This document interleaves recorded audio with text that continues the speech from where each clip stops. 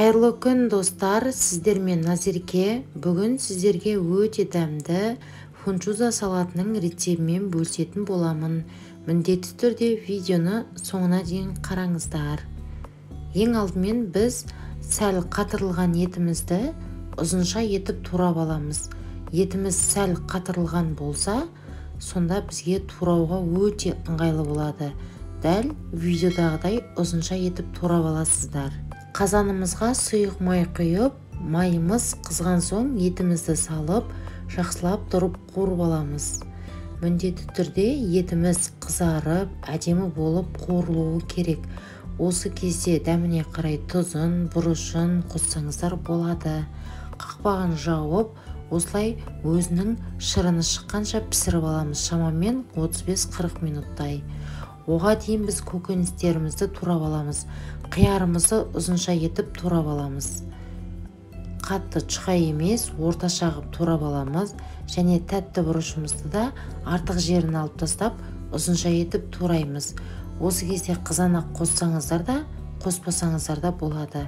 Бірақ мен қостым, артық жерін алып тастаймыз, ұзынша етіп тураймыз.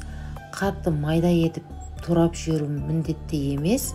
Дәл осы видеодағыдай орташа қылып турасаңыздар болады. Сарымсағымызды өте майда етіп тураймыз. Және бізге сәбіз қажет болады. Сәбізді міндетті түрде теркадан өткізесіздер. Сонда осындай өте майда болып шығады. Осындай майда болу маңызды.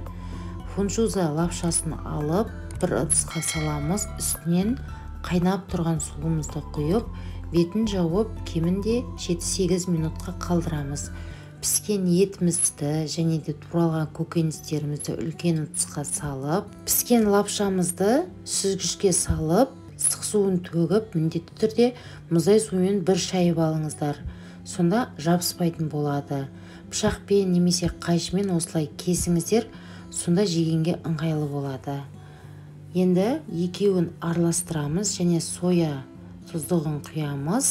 Негізі уксус қосуға да болады, бірақ балдар жейтін болғандықтан қосуға кеңес етпеймін.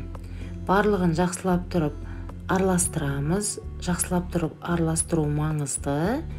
Міне осымен біздің өте дәмді тойымды салатымыз дайын болды. Міндетті түрде лайк басып, пікір қалдыруды ұмытпаңыздар.